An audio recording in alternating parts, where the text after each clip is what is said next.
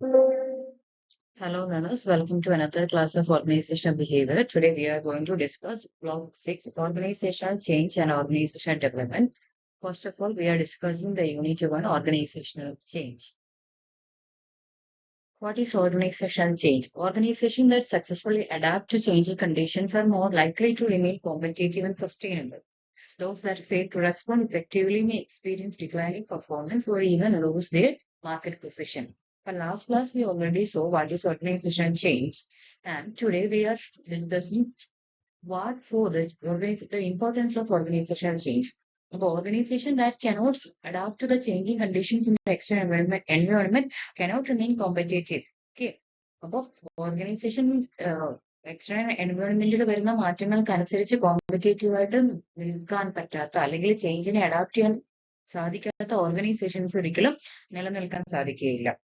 അപ്പൊ എന്താണ് ഓർഗനൈസേഷണൽ ചേഞ്ചിന് കാരണമാകുന്നത്? അതിന്റെ പിന്നിലുള്ള ഫോഴ്സസ് എന്തൊക്കെയാണ്? What are the forces for organizational change? Organizational change is driven by several internal and external forces. The major sources include changes in people, technological development, advances in information processing and communication.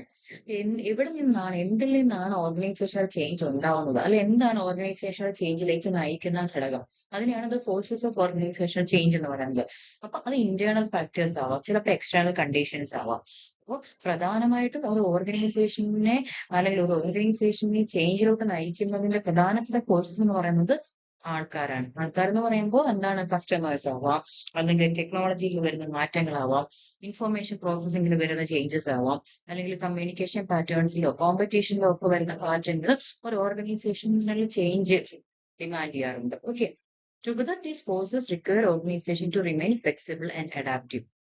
അപ്പോൾ ഈ എല്ലാ എലമെന്റ്സും കൂടെ ചേരുമ്പോഴാണ് ഒരു organisational ചേഞ്ചിന്റെ ആവശ്യകത അവിടെ ഉണ്ടാവുന്നത്. Okay. ഒന്നാമത്തെ element എന്ന് പറയാൻ നമ്മൾ പറഞ്ഞു people are sources four change.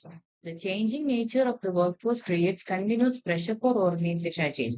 ഒരു ഓർഗനൈസേഷനകത്ത് വർക്ക് ചെയ്യുന്ന ആൾക്കാർ നമ്മൾ ഓൾറെഡി പറഞ്ഞു, ഡിഫറെന്റ് ഡെമോഗ്രഫിക് വേരിയബിൾസ് ഉള്ള, ഡിഫറെന്റ് ഏജ് കണ്ടീഷൻസ് ഉള്ള, ഡിഫറെന്റ് എഡ്യൂക്കേഷൻ ബാക്ക്ഗ്രൗണ്ട്സ് ഉള്ള, അല്ലെങ്കിൽ ഡിഫറെന്റ് ബാക്ക്ഗ്രൗണ്ട്സിൽ നിന്ന് വരുന്ന ആൾക്കാരാണ് ഒരു ഓർഗനൈസേഷനകത്ത് ഫംഗ്ഷൻ ചെയ്യുന്നത്. അപ്പോൾ ആൾക്കാരുടെ ഡിഫറെന്റ് ആയിട്ടുള്ള വർക്ക് ഫോഴ്സിന്റെ നേച്ചർ ഒരു ഓർഗനൈസേഷൻ ചേഞ്ചിന് കാരണമാവാറുണ്ട്. ഏജിൽ വരുന്ന വ്യത്യാസം, അവരുടെ എഡ്യൂക്കേഷണൽ ക്വാളിഫിക്കേഷനിലുള്ള വ്യത്യാസം, അല്ലെങ്കിൽ അവരുടെ എക്സ്പെക്ടേഷൻസിൽ വരുന്ന വ്യത്യാസം, ലൈഫ് സ്റ്റൈൽസിൽ വരുന്ന ഇൻഫ്ലുവൻസ് ഒക്കെ ഓർഗനൈസേഷനെ എന്താ ചെയ്യുക, ചേഞ്ചിലേക്ക് ലീഡ് ചെയ്യാറുണ്ട്.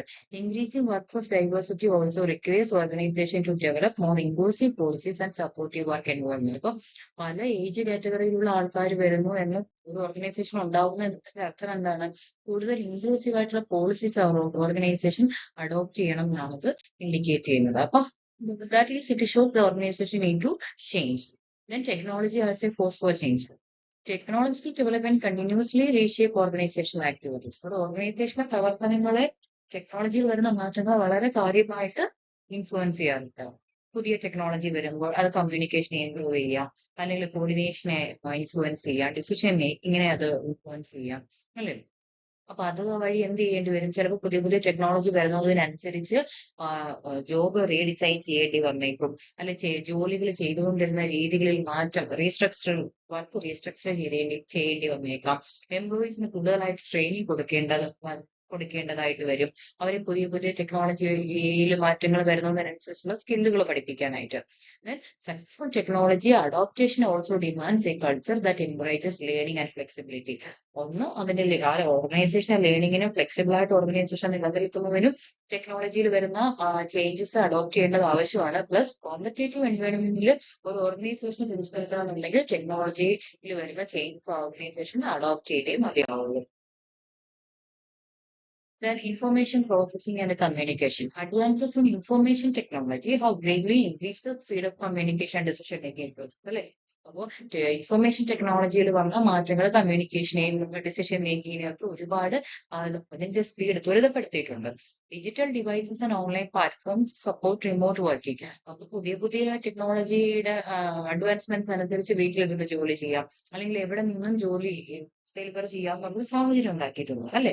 Organisation have also adapted flexible work places and electronic system to improve efficiency and customer service. അപ്പോൾ ഇതൊക്കെ അഡോപ്റ്റ് ചെയ്തുകൊണ്ട് നിലനിൽക്കുന്ന ഒരു ഓർഗനൈസേഷനെ മാത്രമേ എന്ത് ചെയ്യാൻ സാധിക്കുകയുള്ളൂ? ത്രൈവ് ചെയ്യാനായിട്ട് സോ ടെക്നോളജിയിൽ വരുന്ന അല്ലെങ്കിൽ ഇൻഫർമേഷൻസ് പ്രോസസ്സിംഗിൽ വരുന്ന അല്ലെങ്കിൽ കമ്മ്യൂണിക്കേഷൻസിൽ വരുന്ന മാറ്റങ്ങൾ, നേരത്തെയൊക്കെ ഫോർ എക്സാമ്പിൾ ഒരു ലെറ്റർ എഴുതി അയക്കുകയായിരുന്നു എന്നുണ്ടെങ്കിൽ ഇപ്പോൾ അതെന്താണ്, എല്ലാം ത്രൂ ഇലക്ട്രോണിക് മീഡിയംസ് ആണ് കമ്മ്യൂണിക്കേറ്റ് ചെയ്യുന്നത്. സോ ഇങ്ങനത്തെ ചേഞ്ചസ് അഡോപ്റ്റ് ചെയ്തെങ്കിൽ മാത്രമേ ഒരു ഓർഗനൈസേഷന് ഫ്ലെക്സിബിൾ ആയിട്ടുള്ള സാഹചര്യങ്ങളിൽ അഡോപ്റ്റ് ചെയ്ത് അല്ലെങ്കിൽ കോമ്പറ്റേറ്റീവ് എൻവയോൺമെന്റിൽ പിടിച്ചു നിൽക്കാൻ സാധിക്കുകയുള്ളൂ. Then competition itself is force for change അല്ലെങ്കിൽ driving change. Globalisation has intensified competition across industry. നമുക്കറിയാം ഗ്ലോബലൈസേഷൻ എന്ന് പറയുന്നത് വന്നപ്പോൾ ഒരു വാസ്റ്റ് മാർക്കറ്റ് ഓപ്പൺ ആയപ്പോൾ അത് അതിന്റെ പരിണിത ഫലമായിട്ടുണ്ടായ ഒരു ആഫ്റ്റർ എഫക്ട് എന്ന് പറയുന്നത് കോമ്പറ്റീഷൻ കൂടി എന്നുള്ളതാണ്. ഒരുപാട് സിമിലർ ആയിട്ടുള്ള പ്രോഡക്ട്സുകൾ ഉണ്ടാക്കുന്ന ഒരുപാട് കമ്പനീസ് ആൾക്കാരുടെ കയ്യിൽ അവൈലബിൾ ആണ്. സോ അപ്പൊ അവിടെ കോമ്പറ്റീഷൻ എന്ന് പറയുന്നത് ഒരു വലിയ ഇമ്പോർട്ടന്റ് ഫാക്ടറായി. അപ്പോൾ organisations now compete not only with the local firms but also with international companies offering innovative and cost effective products. അപ്പോൾ ഓർഗനൈസേഷൻ ഈ ഗ്ലോബലൈസേഷന് ഫലമായിട്ട് ഓർഗനൈസേഷൻ ഫങ്ഷൻ ചെയ്യുന്ന ഒരു മൾട്ടി നാഷണൽ എൻവയോൺമെന്റിലാണ്. അപ്പോൾ അവരുടെ കോമ്പറ്റീറ്റേഴ്സ് എന്ന് പറയുന്നത് ലോക്കൽ ഫേംസ് മാത്രമല്ല ഇന്റർനാഷണൽ കമ്പനീസുമായിട്ടായിരിക്കും ചിലപ്പോൾ അവര് കമ്പീറ്റ് ചെയ്യേണ്ടി വരുന്നത്. അപ്പോൾ to remain competitive organisation must continuously innovate, improve quality and respond quickly to changing customer expectations. അപ്പോൾ ഇങ്ങനത്തെ കോമ്പറ്റേറ്റീവ് എൻവയോൺമെന്റിൽ പിടിച്ചു നിൽക്കണം എന്നുണ്ടെങ്കിൽ എന്ത് ചെയ്യണം, ആ കമ്പനി കസ്റ്റമേഴ്സിന്റെ ടേസ്റ്റിൽ വരുന്ന മാറ്റങ്ങൾക്കനുസരിച്ച് അല്ലെങ്കിൽ ക്വാളിറ്റിയിൽ വരുന്ന ഇംപ്രൂവ്മെന്റ്സിനനുസരിച്ചൊക്കെ ചേഞ്ച് അഡോപ്റ്റ് ചെയ്യേണ്ടത് ആവശ്യമാണ്. Then market conditions. Changes in consumer preferences, market demand, and economic conditions influence organizational decisions. Organizations that continuously monitor the external environment and respond proactively are better positioned to maintain their competitiveness and achieve long-term success. അപ്പോൾ മാർക്കറ്റിൽ വരുന്ന ഡിഫറൻസുകൾ, market കണ്ടീഷൻസിൽ ഉണ്ടാവുന്ന ഡിഫറൻസുകൾ അല്ലെങ്കിൽ അതിൽ വരുന്ന മാറ്റങ്ങൾ, അത് economic conditions ആവാം, ഗവൺമെന്റ് പോളിസികളിൽ വരുന്ന മാറ്റങ്ങളാവാം, ഇതൊക്കെ ഓർഗനൈസേഷന്റെ ഡിസിഷൻസിനെ ഇൻഫ്ലുവൻസ് ചെയ്യുന്നുണ്ട്. അപ്പോൾ ഈ ഓർഗനൈസേഷന്റെ അതായത് ഈ മാർക്കറ്റിൽ ഉണ്ടാവുന്ന ഫ്ലക്ച്വേഷൻസ് അല്ലെങ്കിൽ ചേഞ്ചസ് കണ്ടിന്യൂസ് ആയിട്ട് മോണിറ്റർ ചെയ്യുന്ന ഒരു ഓർഗനൈസേഷന് മാത്രമേ ബെറ്റർ ആയിട്ട് എന്ത് ചെയ്യാൻ സാധിക്കുകയുള്ളൂ, ആ ചേഞ്ചസിനെ അഡോപ്റ്റ് ചെയ്യാനും അതിനനുസരിച്ച് പെർഫോം ചെയ്യാനും സാധിക്കുകയുള്ളൂ. Then planned organisational change. എന്താണ് ഒരു പ്ലാൻഡ് ഓർഗനൈസേഷണൽ ചേഞ്ച് എന്ന് പറഞ്ഞു കഴിഞ്ഞാൽ?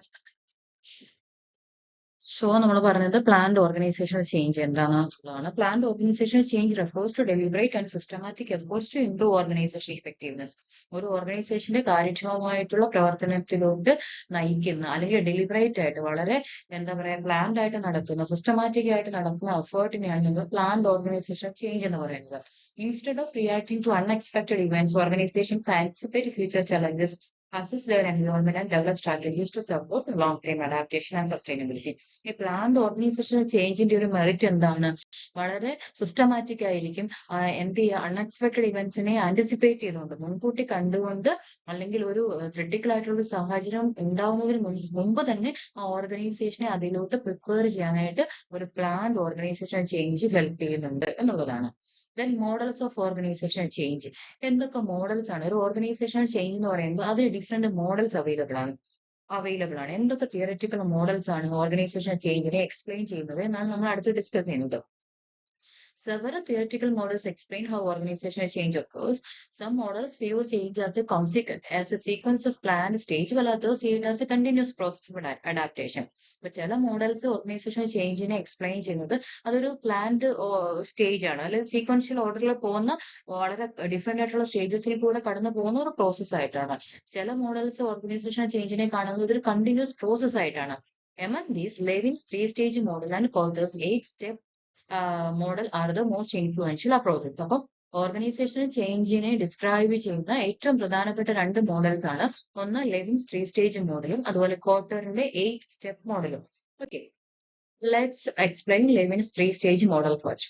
ഇപ്പൊ കേർട്ട് ലെവിൻ നമുക്കറിയാം, സോഷ്യൽ സൈക്കോളജിയിലൊക്കെ നമ്മൾ ഒരുപാട് കേട്ടിട്ടുള്ള ഒരു തിയറിസ്റ്റ് ആണ് Kurt Levin.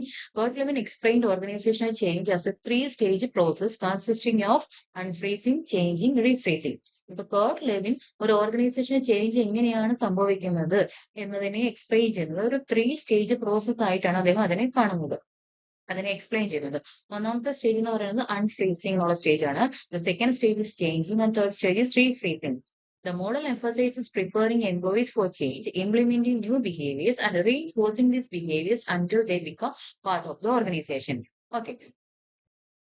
First stage Kurt Lewin പറയുന്നത് ഫസ്റ്റ് സ്റ്റേജ് എന്താണ്? Unfreezing. Unfreezing is the first stage focused on motivating change. This stage involves helping employees recognize that existing practices are inadequate or suboptimal. അപ്പോൾ first stage എന്ന് പറയുന്നത് അൺഫ്രീസിംഗ് എന്നുള്ള stage ആണ്. ഈ സ്റ്റേജിൽ എന്താണ് നടക്കുന്നത്? ചേഞ്ചിലോട്ട് കടക്കാൻ ആൾക്കാരെ മോട്ടിവേറ്റ് ചെയ്യുകയാണ് ചെയ്യുന്നത്. എങ്ങനെയാണ് മോട്ടിവേറ്റ് ചെയ്യുന്നത്? Helping employees recognise that existing practices are inadequate. അപ്പോൾ ഇപ്പോൾ നിലനിൽക്കുന്ന സാഹചര്യങ്ങൾ അല്ലെങ്കിൽ പ്രവർത്തന രീതികൾ ഇന്നാഡ്യൂക്കേറ്റ് ആണെന്ന് അതിൽ വർക്ക് ചെയ്യുന്ന ആൾക്കാരെ മനസ്സിലാക്കിക്കുകയാണ് ആദ്യം ചെയ്യുന്നത്.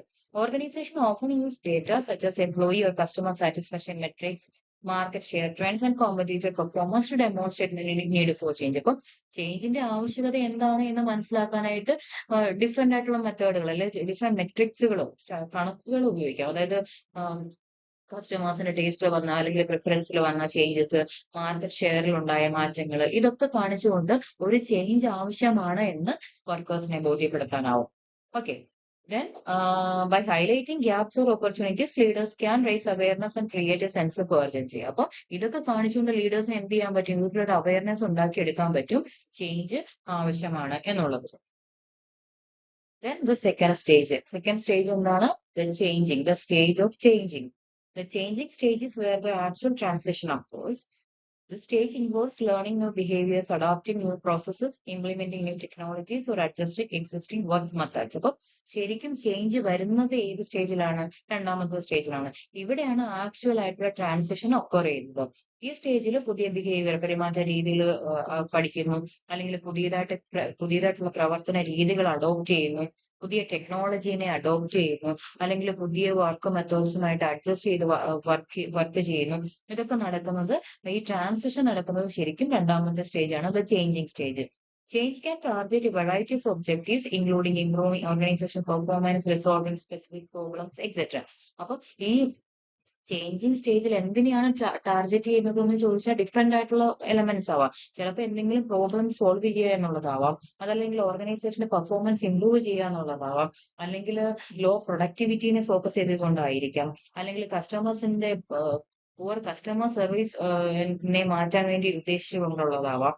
Okay, managers must carefully identify the desired outcomes and ensure that change initiatives are aligned with those goals. അപ്പോൾ എന്താണ് ആവശ്യമായിട്ട് അല്ലെങ്കിൽ വരുത്താൻ ഉദ്ദേശിക്കുന്ന മാറ്റം എന്ന് ലീഡേഴ്സിന് കറക്റ്റ് ആയിട്ടുള്ള ഐഡിയ ഉണ്ടാവണം. സോ ഈ ചേഞ്ച് പ്രോസസ് എന്ന് പറയുന്നത് അതുമായിട്ട് അലൈൻ ചെയ്ത് വരുന്നതായിരിക്കണം.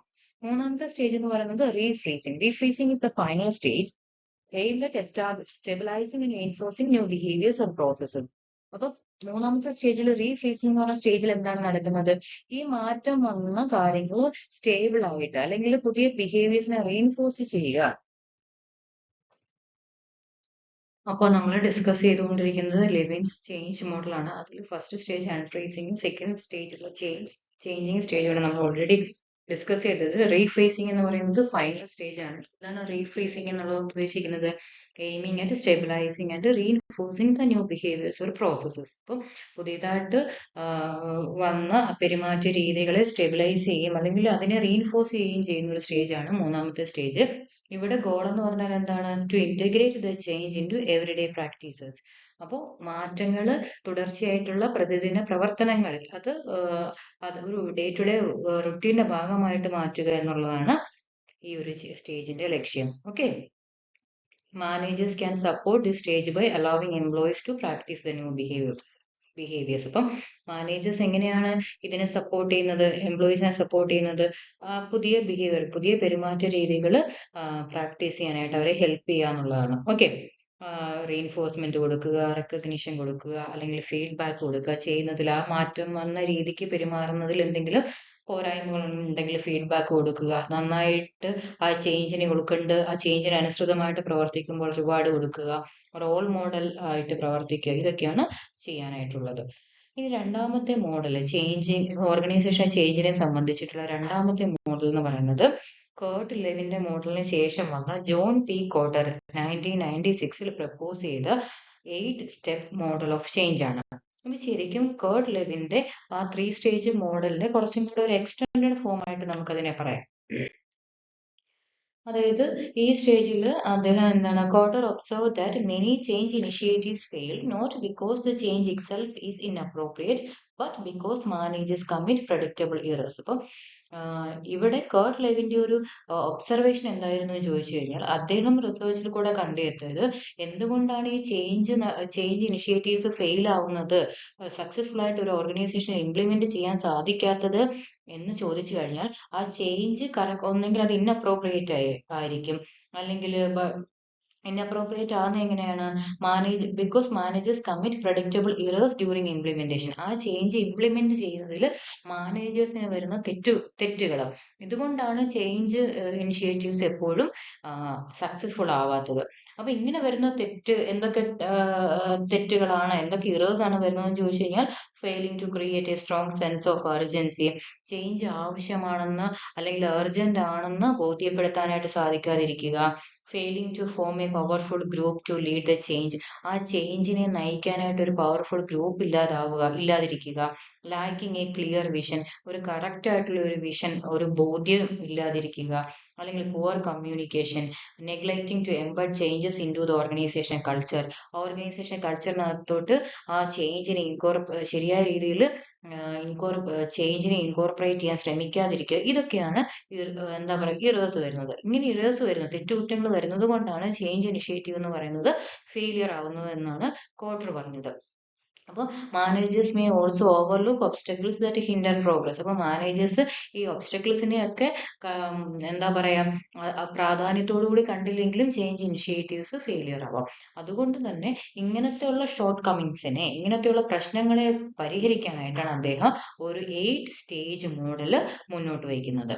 അദ്ദേഹത്തിന്റെ ഒന്നാമത്തെ സ്റ്റേജ് എന്ന് പറയുന്നത് establish a sense of urgency. അപ്പോൾ ചേഞ്ച് ആവശ്യമാണ് എന്നുള്ള ഒരു നീഡ്, അല്ലെങ്കിൽ അത് അർജന്റ് ആണ് എന്ന ഒരു ബോധ്യം ആൾക്കാരിലോട്ട്, ആ ഓർഗനൈസേഷനിലെ വർക്കേഴ്സിലോട്ട് എത്തിക്കുക എന്നുള്ളതാണ് ഒന്നാമത്തെ step. Establish a sense of urgency. The change process begins by creating awareness of the need for change. അപ്പൊ ആദ്യം ചെയ്യേണ്ടത് എന്താണ്, നീഡ് ആവശ്യമാണ് എന്നുള്ള ഒരു അവയർനെസ് ജോലിക്കാരിൽ എത്തിക്കുക.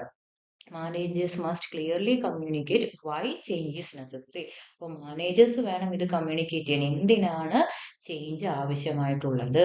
Highlight potential risk for or opportunities to motivate employees. അപ്പോൾ അതിനകത്ത് ഉൾപ്പെട്ടിരിക്കുന്ന റിസ്കുകൾ, അതുവഴി ചേഞ്ച് വരുന്നത് വഴി മുന്നോട്ട് വരുന്ന ഓപ്പർച്യൂണിറ്റികൾ, ഇതിനെയൊക്കെ ആൾക്കാരിലോട്ട് എത്തിക്കാനായിട്ട് മാനേജേഴ്സിന് സാധിക്കണം. ഒന്നാമത്തെ സ്റ്റേജ് ഇതാണ്. രണ്ടാമത് form a powerful guiding coalition. രണ്ടാമതായിട്ട് ചെയ്യേണ്ടത് change requires A strong leadership. ഇപ്പോൾ കേർട്ട് ലെവിന്റെ സ്റ്റേജിന് ശേഷം കോർട്ടർ റിസർച്ച് നടത്തിയപ്പോൾ അദ്ദേഹത്തിന് മനസ്സിലായത് ചേഞ്ച് സക്സസ്ഫുൾ ആവാതെ പോകുന്നത് പല ഇറേഴ്സ്, മുമ്പേ പറഞ്ഞ പോലെ പല ഇറേഴ്സ് അതിനകത്ത് സംഭവിക്കുന്നത് കൊണ്ടാണ്. അങ്ങനെ ഒരു ഇററിൽ പെടുന്ന, അങ്ങനെ ഒരു വലിയൊരു ഇററാണ് ഈ ചേഞ്ചിനെ ലീഡ് ചെയ്യാനായിട്ട് ഒരു പൊട്ടൻഷ്യൽ ആയിട്ടുള്ള, അല്ലെങ്കിൽ ഒരു ഏബിൾ ആയിട്ടുള്ള ഗ്രൂപ്പ് ഇല്ലാതിരിക്കുക എന്നുള്ളത്. അപ്പൊ അതുകൊണ്ട് തന്നെ ഒന്ന് ചേഞ്ച് അർജന്റ് ആണ് എന്ന് വർക്കേഴ്സിലോട്ട് അവയർനെസ് എത്തിച്ചു കഴിഞ്ഞാൽ, രണ്ടാമതായിട്ട് ചെയ്യേണ്ടത് ഈ ചേഞ്ചിനെ മുന്നോട്ട് നയിക്കാൻ ഒരു പവർഫുൾ, ഒരു സ്ട്രോങ് ലീഡർഷിപ്പിനെ ഉണ്ടാക്കുക എന്നുള്ളതാണ്. A group of influential individuals with sufficient authority, expertise വേണം, ക്രെഡിബിലിറ്റി വേണം, should be form to lead and support the change initiative. അപ്പൊ ചേഞ്ചിന്റെ തുടക്കങ്ങളെ ഈ മുന്നോട്ട് നയിക്കാനായിട്ട് ഒരു വളരെ സപ്പോർട്ടീവ് ആയിട്ടുള്ള, സ്ട്രോങ് ആയിട്ടുള്ള, ഏബിൾ ആയിട്ടുള്ള, എക്സ്പേർട്ടൈസ് ഉള്ള ലീഡർഷിപ്പ് ഉണ്ടാക്കുക എന്നുള്ളതാണ് രണ്ടാമത്തെ സ്റ്റേജ്. മൂന്നാമതായിട്ട് എന്ത് ചെയ്യണം, create A vision and strategy four change. A clear and compelling vision provides direction and purpose. അപ്പോൾ ഒരു വിഷനോടുകൂടി പ്രവർത്തിക്കുകയാണെങ്കിൽ നമുക്ക് എന്താണ് ചെയ്യേണ്ടത്, അല്ലെങ്കിൽ ഒരു ഡയറക്ഷൻ കിട്ടും, അല്ലെ, ഒരു പർപ്പസ് ഉണ്ടാവും. അപ്പൊ അങ്ങനെ ഒരു വിഷൻ ഉണ്ടാക്കിയെടുക്കുക എന്നുള്ളതാണ് മൂന്നാമത്തേത്. നാലാമത്തേത് കമ്മ്യൂണിക്കേറ്റ് ദ വിഷൻ. ആരോട് കമ്മ്യൂണിക്കേറ്റ് ചെയ്യണം, all levels of the organisation. ആ ഒരു വിഷൻ ഉണ്ടാക്കി ആ വിഷൻ എല്ലാ ഓർഗനൈസേഷന്റെ എല്ലാ ലെവൽസിലും ഈ വിഷൻ അത് എത്തിച്ചേരണം, അത് കമ്മ്യൂണിക്കേറ്റ് ചെയ്ത് എത്തിക്കണം. ഇതിനു വേണ്ടിയാണ് നമ്മൾ ചേഞ്ച് വരുത്താൻ ഉദ്ദേശിക്കുന്നതെന്ന് കമ്മ്യൂണിക്കേറ്റ് ചെയ്യണം. അഞ്ചാമത്തേത് എന്താണ്, empower employees to act on the vision. ഈ വിഷൻ ഉണ്ട്, അത് എല്ലാ ആൾക്കാരിലും എത്തിച്ചു, ഇതിലോട്ട് ആക്ട് ചെയ്യാൻ, ആ വിഷൻ നേടിയെടുക്കാനായിട്ട് ആൾക്കാരെ എംപവർ ചെയ്യണം, അതിലോട്ട് പ്രവർത്തിക്കാൻ വേണ്ടിയിട്ട് ആൾക്കാരെ എംപവർ ചെയ്യണം. Barriers to change such as rigid structures, outdated systems, resistant attitude must be removed. അതെങ്ങനെയാണ് പോസിബിൾ ആവുന്നത്, ആൾക്കാരെ എങ്ങനെയാണ് എംപവർ ചെയ്യിക്കുന്നത്, ചേഞ്ചിന് എതിരായിട്ട് നിൽക്കുന്ന ഘടകങ്ങളെ നമ്മൾ റെസിസ്റ്റൻസ് എന്ന് പറയും. ആ റെസിസ്റ്റൻസിനെ കണ്ടുപിടിച്ച് അതിനെ റിമൂവ് ചെയ്യുക എന്നുള്ളതാണ്. ആ റെസിസ്റ്റൻസ് പല വിധത്തിലാവാം. ചിലപ്പോൾ ഔട്ട്ഡേറ്റഡ് ആയിട്ടുള്ള സിസ്റ്റം ആയിരിക്കാം, അല്ലെ റെസിസ്റ്റന്റ് ആറ്റിറ്റ്യൂഡ് ഉള്ള എംപ്ലോയീസ് ആയിരിക്കാം. മനസ്സിലായോ? അതാണ് 5ാമത്തെ സ്റ്റേജ്. 6ാമത്തെ സ്റ്റേജ് എന്ന് പറഞ്ഞാൽ എന്താണ്? Generate short term wins. Planning for visible and achievable short term successes helps build momentum. അപ്പൊ ചെറിയ ചെറിയ വിജയങ്ങൾ എന്ത് ചെയ്യണം? അതിനെ കൺസിഡർ ചെയ്യണം. അതിനെ കൺസിഡർ ചെയ്തെങ്കിൽ മാത്രമേ ഒരു എന്താ പറയുക, ഒരു മൂവ്മെന്റ് ഉണ്ടാവുള്ളൂ, ഒരു മൊമെന്റം ഉണ്ടാവും. Recognising and rewarding these wins reinforces commitment. അപ്പൊ ചെറിയ ചെറിയ ഷോർട്ട് ടേം വിൻസിനെ അംഗീകരിക്കുമ്പോൾ, വിജയങ്ങളെ അംഗീകരിക്കുമ്പോൾ അവിടെ അതൊരു റീഇൻഫോഴ്സ്മെന്റ് ആണ് മുന്നോട്ട്. അപ്പം നമ്മൾ ഇത്രയും ചെയ്തതിനെ അംഗീകരിക്കുന്നുണ്ട്, അല്ലെ നമ്മൾ നേടിയ എത്രത്തോളം ഉണ്ട് അതിനെ അംഗീകരിക്കുകയും റെക്കഗ്നൈസ് ചെയ്യുകയും ചെയ്യുമ്പോൾ അത് ശരിക്കും റീഇൻഫോഴ്സിങ് ആണ്, അല്ലെ? മുന്നോട്ട് അതേ രീതിക്ക് പെരുമാറാനായിട്ടുള്ളത്. അപ്പോൾ ഷോർട്ട് ടേം വിൻസിനെ ജനറേറ്റ് ചെയ്യുക എന്നുള്ളതാണ്. Then consolidate gains and sustain momentum. After achieving initial successes, organization should build on them by refining strategies, introducing additional changes and avoiding complacency. അപ്പൊ ആദ്യമേ വന്ന ചെറിയ ചെറിയ വിജയങ്ങൾ, അല്ലെ ചെറിയ ചെറിയ കാര്യങ്ങളെ നേടിയെടുക്കുമ്പോൾ അതിനെ അംഗീകരിക്കുകയും അതിനെ എന്ത് ചെയ്യണം? അതിൽ നിന്നുകൊണ്ട് അടുത്ത സ്റ്റെപ്പിലേക്ക് കടക്കാൻ സാധിക്കണം. Continuous evaluation ensure that improvements are strengthened rather than reversed. അപ്പൊ ആ ജനറേറ്റ് ചെയ്ത ചെറിയ ചെറിയ കാര്യങ്ങളെ, വിജയങ്ങളെ റെക്കഗ്നൈസ് ചെയ്യുകയും അതിനെ കണ്ടിന്യൂസ് ആയിട്ട് ഇവാലുവേറ്റ് ചെയ്യുകയും വേണം. എന്തിനു വേണ്ടിയിട്ടാണ്? ഈ വരുത്തിയ ഇംപ്രൂവ്മെന്റ്സ് സ്റ്റേബിൾ ആയിട്ട് പെർസിസ്റ്റന്റ് ആയിട്ട് അതിൽ നിൽക്കുന്നുണ്ടോ, അല്ലെങ്കിൽ എന്ത് ചെയ്യും? അത് പുറകോട്ട് പോകും. വന്ന നല്ല മാറ്റങ്ങൾ, അല്ലെ? 8ാമത്തെ സ്റ്റേജ് എന്ന് പറയുന്നത് anchor new approaches in organisation culture. For change to be lasting, new behaviors and practices must be integrated into the organization culture. അപ്പോൾ ഈ ചേഞ്ച് പെർസിസ്റ്റന്റ് ആയിട്ട് ലോങ് ലാസ്റ്റിംഗ് ആയിട്ട് ഇതിന് ഒരു കൾച്ചറിന്റെ ഭാഗമാക്കി മാറ്റണം. Leaders should clearly link the change outcomes to organisation performance. അപ്പോൾ ലോങ് ടൈം സക്സസിന് വേണ്ടിയിട്ട് ലീഡേഴ്സ് എന്ത് ചെയ്യണം? ഈ ചേഞ്ച് ഓർഗനൈസേഷന്റെ ഒരു പെർഫോമൻസിന്റെ ഭാഗമായിട്ട് തന്നെ മാറ്റണം. അപ്പൊ ഇതാണ്. അപ്പൊ അതിന് ശേഷം നമുക്ക് റിലേഷൻഷിപ്പ് വിത്ത് ലെവിൻസ് മോഡൽ. ലെവിന്റെ മോഡലുമായിട്ട് വളരെയധികം ബന്ധമുള്ള ഒരു മോഡലാണ് പോർട്ടറുടെ 8 സ്റ്റെപ്പ് മോഡൽ. അതിന്റെ ഒരു റിലേഷൻഷിപ്പ് ആണ് നമ്മുടെ ടെക്സ്റ്റ് ബുക്കിൽ പറയുന്നുണ്ട്. ഓക്കെ, അപ്പൊ ആ പോർട്ടേഴ്സിന്റെ 8 സ്റ്റെപ്പ് മോഡലൊക്കെ നമുക്ക് അതിനകത്ത് പറയുന്നുണ്ട്. ഇനി നമുക്ക് അടുത്തായിട്ട് ഡിസ്കസ് ചെയ്യാനുള്ളത് റെസിസ്റ്റൻസ് ടു ചേഞ്ച്. എന്താണ് റെസിസ്റ്റൻസ് ടു ചേഞ്ച് എന്ന് പറഞ്ഞു കഴിഞ്ഞാൽ നാച്ചുറൽ ഹ്യൂമൻ റെസ്പോൺസ് ആണ്, അല്ലെ? എപ്പോഴും മാറ്റങ്ങളെ അംഗീകരിക്കാനായിട്ട് ആൾക്കാർ എപ്പോഴും ആദ്യം വില്ലിങ് ആവണമെന്നില്ല, അല്ലെ? അപ്പൊ people open view change as threatening. ചിലപ്പോൾ അതൊരു ഭീഷണിയായിട്ട് കണ്ടേക്കാം. നമ്മുടെ ജോലി പോകുമോ, നമ്മുടെ ജോലിയെ ഏതെങ്കിലും രീതിയിൽ നെഗറ്റീവായിട്ട് ബാധിക്കുമോ എന്നൊക്കെ അവര് അല്ലെങ്കിൽ ആ കംഫോർട്ട് സോൺ ബ്രേക്ക് ചെയ്യുമോ എന്നൊക്കെ എന്ത് ചെയ്തേക്കാം? പേടിച്ചേക്കാം. അതുകൊണ്ട് അവർ ആ റെസിസ്റ്റൻസ് കാണിക്കുന്നു. Okay, even when employees R presented with evidence that changes necessary, they may selectively focus on information. Okay, അപ്പൊ ചേഞ്ച് നെസസറി ആണ്, അർജന്റ് ആണോ എന്നൊക്കെ അവരുടെ ഒരു അവയർനെസ് ഉണ്ടാക്കി കൊടുത്താൽ പോലും ചില ഇൻഫർമേഷനെ മാത്രം എടുത്തിട്ട് അവർ എന്ത് വിചാരിച്ചേക്കാം? ഒരു റെസിസ്റ്റൻസ് കാണിച്ചേക്കാം എന്ന് പറയുന്നത്. അപ്പൊ ഈ റെസിസ്റ്റൻസ് എവിടെ നിന്നൊക്കെ റെസിസ്റ്റൻസ് ഉണ്ടാവാം എന്നുള്ളതാണ്. അതിനു മുമ്പ് റെസിസ്റ്റൻസ് എങ്ങനെയൊക്കെ ഉണ്ടാവും എന്ന് പറയുന്നുണ്ട്. ഓക്കെ, ഒന്ന് റെസിസ്റ്റൻസ് മേ ബി ഡയറക്റ്റ് ആവാം, ഇൻഡയറക്റ്റ് ആവാം. Avoid resistance appear through compliance, reduced performance. അപ്പൊ നമുക്ക് നേരിട്ട് ഒബ്സർവ് ചെയ്യാൻ പറ്റുന്ന രീതിയിലുള്ള റെസിസ്റ്റൻസ് ഉണ്ടാവും. എന്താണ്? പെർഫോമൻസ് കുറയുക, അല്ലെങ്കിൽ എന്താ പറയാ, കംപ്ലൈൻസ്, ഒരുപാട് കംപ്ലൈൻസ്, അല്ലെങ്കിൽ അതിനെതിരായിട്ടുള്ള ഒപ്പീനിയൻസ് പറയുക. ഇതൊക്കെയാണ് അതിനകത്ത്. കവേർഡ് റെസിസ്റ്റൻസ് എന്ന് പറഞ്ഞാൽ എന്താണ്? ആബ്സെന്റീസം, അല്ലെങ്കിൽ ഡിക്ലൈനിങ് മോട്ടിവേഷൻ, അല്ലെങ്കിൽ ഇതൊക്കെ നമുക്ക് ഡയറക്റ്റ് ഒബ്സർവ് ചെയ്യാൻ പറ്റില്ല, പക്ഷെ റെസിസ്റ്റൻസിന്റെ ഒരു ഭാഗമായിട്ട് അവർ കാണിക്കുന്ന പ്രവർത്തികളായിരിക്കും. ഓക്കെ, അപ്പൊ ഇനി എവിടെ നിന്നാണ് ഈ റെസിസ്റ്റൻസ് വരുന്നത് എന്നുള്ളതാണ്. The causes of resistance are broadly classified into individual and organizational sources. അപ്പൊ റെസിസ്റ്റൻസ് എവിടെ നിന്നാണ് വരുന്നത്? ആദ്യമായിട്ട് അതിൽ വർക്ക് ചെയ്യുന്ന എംപ്ലോയീസിൽ നിന്നാണ്, ഇൻഡിവിജ്വൽസിൽ നിന്നാണ് വരുന്നത്, അല്ലെ? രണ്ടാമത് ഓർഗനൈസേഷന്റെ ചില ഭാഗത്തു നിന്ന് വരുന്ന കാര്യങ്ങളും റെസിസ്റ്റൻസിലോട്ട് നയിച്ചേക്കാം. അപ്പൊ സോഴ്സസ് ഓഫ് റെസിസ്റ്റൻസ് പറയുന്നത് രണ്ടായിട്ട് ബ്രോഡായിട്ട് ക്ലാസിഫൈ ചെയ്യാം. ഇൻഡിവിജ്വൽ ഫാക്ടേഴ്സ് എന്ന് പറഞ്ഞാൽ എന്താണ്? പേഴ്സണൽ ആറ്റിറ്റ്യൂഡ്, അല്ലെങ്കിൽ അവരുടെ സൈക്കോളജിക്കൽ കൺസേൺ. മുമ്പേ നമ്മൾ പറഞ്ഞാൽ പേടി, നമ്മുടെ ജോലി നഷ്ടപ്പെടുവോ, നമ്മുടെ കംഫർട്ട് സോൺ ബ്രേക്ക് ചെയ്യപ്പെടുവോ എന്നൊക്കെയുള്ള സൈക്കോളജിക്കൽ ആയിട്ടുള്ള കൺസേൺസ് ആണ് ഇൻഡിവിജ്വൽ ഫാക്ടേഴ്സ് എന്ന് പറഞ്ഞു കഴിഞ്ഞാൽ. അപ്പൊ നമ്മുടെ ടെക്സ്റ്റ് ബുക്കിനകത്ത് കുറെ different types of individual sources കൊടുത്തിട്ടുണ്ട്. ഒന്ന് ഹാബിറ്റ്, രണ്ട് need for security, then economic factor, etcetera. Then fear of unknown, selective information processing. Habit എന്ന് പറഞ്ഞാൽ എന്താണ്? ആൾക്കാർ കുറെ കാര്യങ്ങൾ ഒരേ രീതിയിൽ ചെയ്ത് അവരൊരു ഹാബിറ്റ് ആയിട്ട് അത് ഫോം ചെയ്യുന്നുണ്ടാവും അല്ലെ. അപ്പൊ ഈ എസ്റ്റാബ്ലിഷ്ഡ് റുട്ടീനെ ബ്രേക്ക് ചെയ്യാന്ന് പറയുന്നത് ഒരു റെസിസ്റ്റൻസ് ഉണ്ടാവാനായിട്ടുള്ള ഒരു ചാൻസ് ഉണ്ട് അല്ലെ. നമ്മൾ എപ്പോഴും എന്താ ആഗ്രഹിക്കുന്നത്, എപ്പോഴും ചെയ്തുകൊണ്ടിരുന്ന ഒരേ രീതിയിൽ ഒരു പാറ്റേണിൽ അങ്ങോട്ട് പോവുകയാണെങ്കിൽ വലിയ പ്രശ്നമില്ല. അപ്പൊ അതിൽ മാറ്റം വരിക എന്ന് പറയുമ്പോൾ, ആ ഹാബിറ്റിൽ മാറ്റം വരിക എന്ന് പറയുമ്പോൾ അത് നമ്മൾ ആ മാറ്റത്തെ പെട്ടെന്ന് അംഗീകരിക്കാൻ ചാൻസ് ഇല്ല അല്ലെ എംപ്ലോയീസ്. അതാണ് ഹാബിറ്റ്. രണ്ടാമത്തെ നീഡ് ഫോർ സെക്യൂരിറ്റി, നമ്മൾ മുമ്പ് പറഞ്ഞു ഓൾറെഡി. അതായത് സ്ട്രോങ് നീഡ് ഫോർ സ്റ്റേബിൾ, ഇപ്പൊ ജോബ് സെക്യൂരിറ്റി ഒക്കെ മുന്നിൽ കണ്ട് പ്രവർത്തിക്കും. എല്ലാവർക്കും അവരുടെ ജോബ് സെക്യൂരിറ്റി ഏറ്റവും ഇമ്പോർട്ടന്റ് ആയിട്ടുള്ള ഫാക്ടറാണ്. അപ്പൊ അതിനെ എങ്ങനെയെങ്കിലും നെഗറ്റീവായിട്ട് ചേഞ്ചസ് ബാധിക്കാൻ, ഇൻഫ്ലുവൻസ് ചെയ്യാൻ ചാൻസ് ഉണ്ടോ എന്നുള്ള ഒരു ഒരു ഒരു ഫിയറിൽ നിന്ന് റെസിസ്റ്റൻസ് കാണിക്കാം. ഇക്കണോമിക് ഫാക്ടേഴ്സ് എന്ന് പറഞ്ഞാൽ എന്താണ്? ചിലപ്പോ നമ്മൾ ചെയ്തുകൊണ്ട് നമ്മുടെ ജോബിന്റെ റോള് മാറുമോ, അല്ലെങ്കിൽ നമ്മൾ ചെയ്തിരുന്ന രീതികൾ മാറുമോ, അല്ലെങ്കിൽ നമുക്ക് കിട്ടിയിരുന്ന സാലറി സ്കെയിലില്, പേയ്മെന്റില്, പേഴ്സിലൊക്കെ ഡിഫറൻസ് ഉണ്ടാവുമോ, അതൊക്കെ മാറുമോ എന്നുള്ള ഒരു ഫിയർ എന്തിലോട്ട് നയിച്ചേക്കാം? റെസിസ്റ്റൻസിലോട്ട് നയിച്ചേക്കാം. ദെൻ അടുത്തതാണ് fear of the unknown. Fear of the unknown എന്ന് പറഞ്ഞാൽ എന്താണ്? അറിയത്തില്ലാ അറിയുന്നില്ലാത്തതിനെ പേടി. എന്നുവെച്ചാൽ അൺനോൺ ആയിട്ടുള്ളത്. ഈ ചേഞ്ച് എന്ന് പറയുന്നത് എന്താ പറയാ, റീപ്ലേസസ് നോൺ സിറ്റുവേഷൻസ് വിത്ത് അൺസർട്ടനിറ്റി. അപ്പൊ നമുക്ക് ചേഞ്ച് വരുത്തുക, ചേഞ്ച് വരുന്നു എന്ന് കേൾക്കുമ്പോൾ അറിയാത്ത എന്തോ ആണ് അല്ലെ, എന്തോ ആണ് നമ്മുടെ ഇതിലോട്ട് വരുന്നത്. നമുക്ക് പരിചയമില്ലാത്തൊരു കാര്യമാണ്. അപ്പൊ ഇങ്ങനെ പരിചയമില്ലാത്ത, നമുക്ക് അറിവില്ലാത്ത ഒരു കാര്യത്തിനോടാകുമ്പോൾ ഇത് എങ്ങനെ ആയിരിക്കും എന്നുള്ള ആൻസൈറ്റി, ഒരു ഫിയർ ഉണ്ടാവാം. അത് റെസിസ്റ്റൻസിന് കാരണമായേക്കാം. ദെൻ ഫിഫ്ത്ത് വൺ എന്താണ് പറയുന്നത്?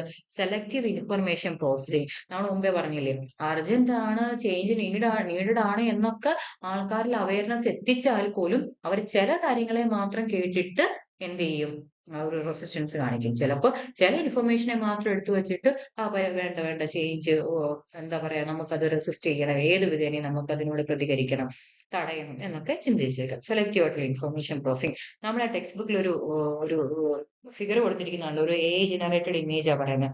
അപ്പം ഒരാളവിടെ പേടിച്ച് നിൽക്കുന്നുണ്ട്. ഒരു പുതിയ പോളിസി, ഒരു ചേഞ്ച് വരും, ഒരു പുതിയ പോളിസിയുടെ ഫലമായിട്ട് ഓർഗനൈസേഷനിൽ ചേഞ്ച് വരാനായിട്ട് ശ്രമിക്കുമ്പോൾ ഒരാൾ പറയുന്നത് എന്താണ്? എന്തായിരിക്കും അകത്ത്, നമുക്കത് ആ റെസ്പോൺസിബിലിറ്റീസ് ഒക്കെ മാനേജ് ചെയ്യാൻ പറ്റുമോ, പുതിയ പോളിസിയുമായിട്ട് ബന്ധപ്പെട്ടത് എന്ന് ഒരു എംപ്ലോയി പേടിക്കുമ്പോൾ ഒരാൾ പറയുന്നത് എന്താ? അല്ല, നമുക്ക് നോക്കാം പുതിയ പോളിസി എങ്ങനെ ഉണ്ടാവും, ചിലപ്പോൾ നമ്മുടെ വർക്കിനെ കുറച്ചും കൂടി ഇമ്പ്രൂവ് ചെയ്താലോ. അപ്പൊ രണ്ട് ടൈപ്പ് ആറ്റിറ്റ്യൂഡ് മനസ്സിലാക്കാനായിട്ട് ജസ്റ്റ് കൊടുത്തിരിക്കുന്ന ഒരു ഫിഗർ ആണ് കേട്ടോ അത്. ഈ രണ്ടാമത്തെ ടൈപ്പ് ഓഫ് സോഴ്സ് എന്ന് പറയുന്നത് ഇവിടെ നിന്നാണ് വരുന്നത്? ഓർഗനൈസേഷനകത്ത്. ഓർഗനൈസേഷണൽ സോഴ്സസ് എന്ന് അതിനെ പറയും. ഓർഗനൈസേഷൻ സോഴ്സ് എന്ന് പറഞ്ഞാൽ സ്ട്രക്ചറൽ ഇനേർഷ്യ എന്ന് പറഞ്ഞാൽ എന്താണ്? Organisation decide with rules, procedures, formal structures to maintain stability. അപ്പം നമ്മൾ ഫസ്റ്റ് യൂണിറ്റിൽ പഠിച്ചത് ഓർമ്മയുണ്ടോ? ഓർഗനൈസേഷൻ എന്ന് പറയുമ്പോൾ അതിനൊരു വളരെ സിസ്റ്റമാറ്റിക് ആയിട്ടുള്ള സ്ട്രക്ചർ ഉണ്ട്. സ്ട്രക്ചറിനകത്ത് നിന്നുകൊണ്ടാണ് ഓർഗനൈസേഷൻ വർക്ക് ചെയ്യുന്നത്, ഫങ്ഷൻ ചെയ്യുന്നത്. Systematic rules, norms, procedures, reporting, relationship, ഇതൊക്കെ ഉണ്ടാവും. അപ്പൊ ഇതൊക്കെ ചിലപ്പോൾ എന്താ പറയാ, ഇങ്ങനത്തെ വളരെ സ്ട്രക്ചേർഡ് ആയിട്ടുള്ള ഒരു സിസ്റ്റമാറ്റിക് ആയിട്ടുള്ള റിജിഡ് ആയിട്ടുള്ള സ്ട്രക്ചർ പെട്ടെന്ന് ചേഞ്ചിനെ അക്സെപ്റ്റ് ചെയ്യണമെന്നില്ല. ചിലപ്പോൾ ആ സ്ട്രക്ചർ തന്നെ ചേഞ്ചിനോടൊരു റെസിസ്റ്റന്റ് ഫാക്ടർ ആയിട്ട് മാറിയേക്കാം.